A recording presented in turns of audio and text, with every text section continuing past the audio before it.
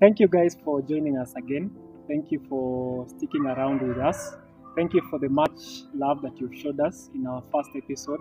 We really appreciate. Please, if you're watching this and you have not subscribed, kindly consider subscribing. That is how we know that you appreciate the kind of content that we are giving you. Today we continue with our discussion with my friend here, Mr. Monene, about fear. That is the topic we began in our first episode. Let me give a background of what we discussed in our first episode. If you're watching this episode and you've not watched that episode, tafadhali just go back, watch that episode so that this episode can make sense to you. In the first episode, we began discussion about fear. And first is that fear is innate. Yeah. It is something that we cannot escape from. However, there are also other fears that emanate or occur as we progress in life. Yeah. So that as we progress, there are things that we pick along the way. I would want us to look at what are the kinds or the types of fears that we have as human beings. The dictionary, or if you Google, fear is a noun. It means an unpleasant emotion caused by the threat of danger, the threat of danger, pain or harm. Having that understanding or that definition, let me just begin by giving a broad definition so that now we can dig in. Yes. I think fear would be categorized into three broad groups. So that we have the primal fear, we have the rational fear, and we have the irrational fear. Okay. So that in the primal fear, this is where you would categorize issues to do with fear that is innate, fear that we are born with. These are fears such as hydrophobia, the phobias. So that there is a person who is afraid of water, and we say or we call them to be hydrophobic.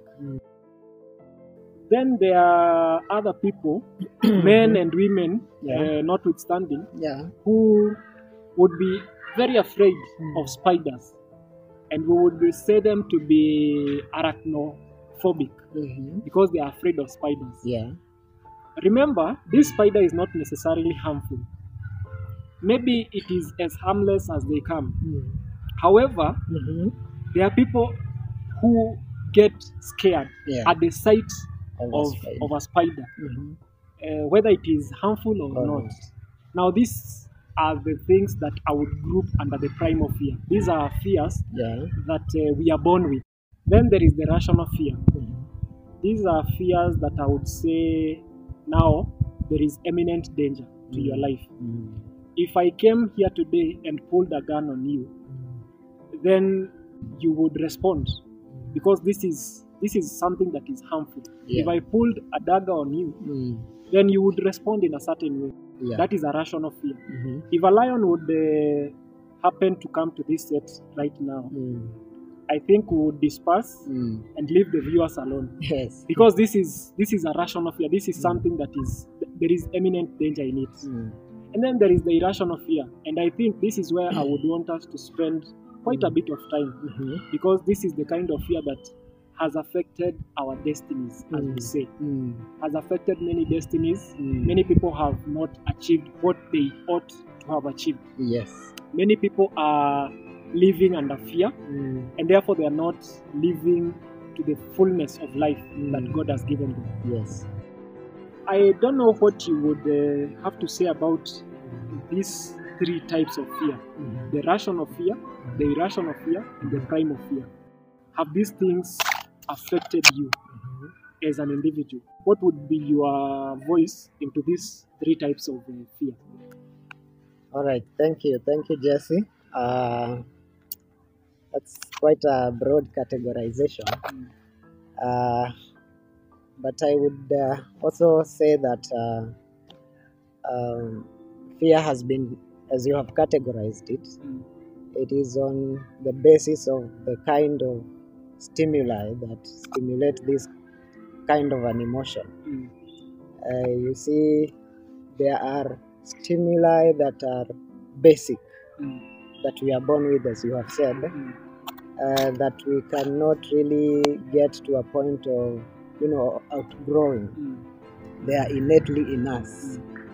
There are those stimuli that come because we can follow things in our minds and through our cognitive processes either judge such situations as harmful to us. And there are those stimuli that are just imaginations. They don't really exist, or rather the probability of those things happening is very minimal. But yet, because we follow them and think that they could happen, we get fearful. Like myself, I as you have said, there are people who fear heights. I'm one such people. I am afraid of high places or just height.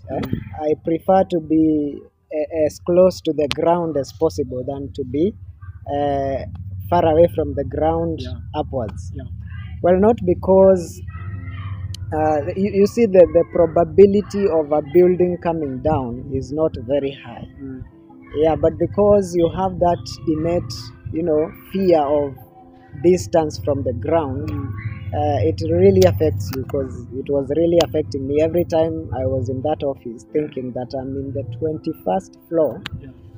It drove chills down my spine. There is what you have called rational fear.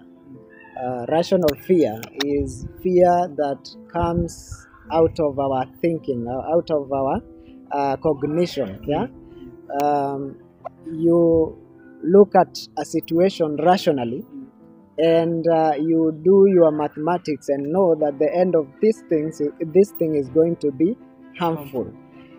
So that fear is fear that it is called for. It is fear that actually you should have. As you've said, if I see a lion here, it is only rational that I will be fearful. Yeah. So there is currently in this nation, or in the world actually, the issue of the pandemic that we are facing right now. Before it started, we hadn't seen its effect very much in the nation. But as we progressed, as numbers kept surging, everybody became aware that this thing is real.